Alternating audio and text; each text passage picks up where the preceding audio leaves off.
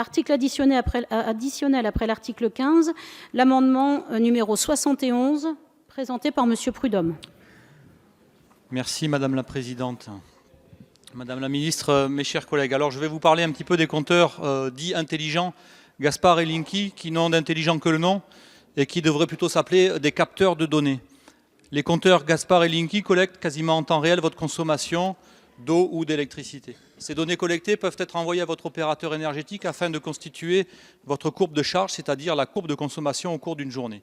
Si vous acceptez cela, vos données sont enregistrées par votre opérateur énergétique. D'ailleurs, dans le cas de Linky, Enedis ne se cache pas de ce qui l'intéresse. Ce qui l'intéresse, ce sont les données personnelles, puisque Philippe Mouloubou, le président d'Enedis, a déclaré en février 2017 « L'entreprise doit anticiper pour faire évoluer son business model, car nous sommes désormais également un opérateur de big data ». Donc là, on est dans le cœur du sujet. Par cet amendement, nous souhaitons mettre fin à cette atteinte majeure aux droits et libertés fondamentales numériques, en l'espèce le droit au consentement. L'objectif affirmé de l'efficacité énergétique semble un objectif louable, bien qu'illusoire, et d'ailleurs la Cour des comptes l'a pointé ce jour même dans son rapport. Il apparaît toutefois que la méthode de collecte centralisée utilisée, qui relève clairement d'une volonté de monétiser à terme du big data, n'apparaît absolument pas la meilleure des méthodes pour atteindre le but d'efficacité énergétique en respectant le droit au consentement. Alors, dans ce cadre, nous estimons que la transposition du règlement RGPD implique de rendre obligatoire, je dis bien obligatoire, l'obtention du consentement des personnes chez qui l'on souhaite implanter ces compteurs Linky et Gaspard, c'est-à-dire des capteurs de données. Je vous remercie. Je vous remercie, Madame la rapporteure. Merci, Madame la Présidente. Donc oui, le rapport de la Cour des comptes parlait plutôt du business model, du déploiement de ces compteurs dans les foyers, pas de comment les données sont traitées par les entreprises. Mais je pourrais donner quelques détails là-dessus. Le gestionnaire du réseau de distribution collecte par défaut que des données de consommation globale des foyers sur une journée. Donc c'est compliqué d'assimiler ça à des données personnelles, mais les données de consommation fine, c'est-à-dire par tranche horaire ou par demi-heure, sont celles-ci soumises à l'accord de l'usager. Donc il y a un consentement qui est demandé et la transmission des données de consommation détaillées à des sociétés tierces, notamment à des fins commerciales, ne peuvent intervenir qu'avec l'accord de l'abonné.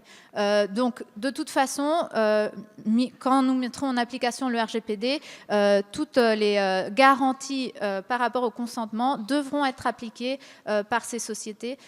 Donc avis défavorable pour inscrire cette précision dans la loi de cette façon-ci. Donc défavorable. C'est bien ça, Madame la rapporteure. Madame la Ministre.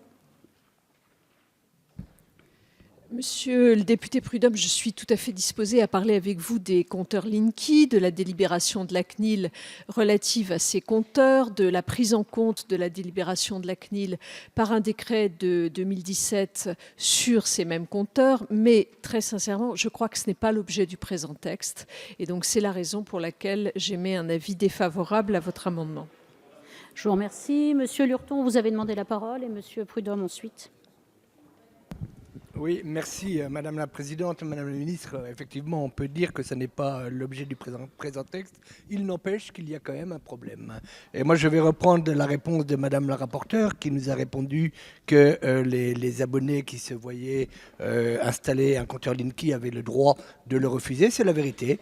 Depuis quelque temps, ils ont le droit de refuser l'installation. Ça n'était pas le cas dans les mois qui précédaient, qui ont suivi la loi sur la transition énergétique. Mais il n'empêche que ça continue de poser tout un tas de difficultés dans nos communes et que les mouvements qu'on appelle anti-Linky se font aujourd'hui, de mon point de vue, de plus en plus pressants.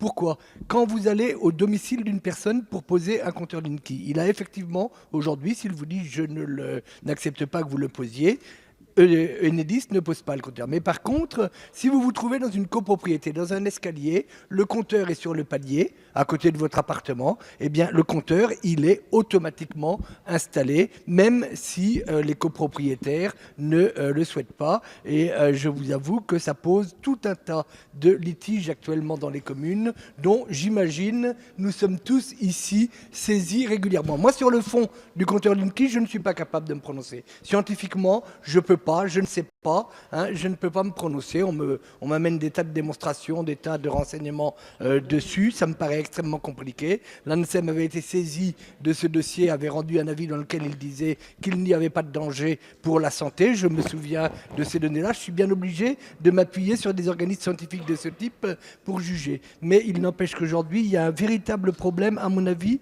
qui est presque un problème démocratique dans le pays à ce sujet.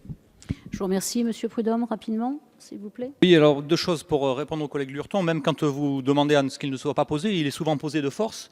Et donc moi, la question, elle est vraiment sur le registre des données. Vous ne pouvez pas dire qu'il ne s'agit pas, que ça ne relève pas de ce texte. C'est des capteurs de données. Il en est installé aujourd'hui 8 millions. Il en est prévu 35 millions.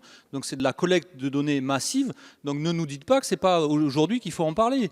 Donc moi, je pense que c'est un réel problème. Vos histoires de consentement ne tiennent pas une seconde, puisque c'est de la pose forcée, que demain, les données seront collectées foyer par foyer et que si vous ne cochez pas la case qui va bien, elles seront remontées et on n'a pas de garantie sur l'avenir. Donc voilà, il faut juste que l'on puisse refuser cette pose-là, simplement, et que ce ne soit pas de la pose forcée qui soit réalisée. C'est un problème effectivement démocratique de base.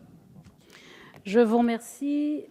Non, monsieur Ruffin, non, monsieur Prudhomme a déjà répondu.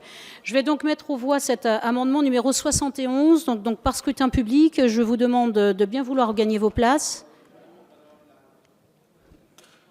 Donc cet amendement 71 qui a reçu un avis défavorable de la Commission et du Gouvernement. Le scrutin est ouvert. Le scrutin est clos.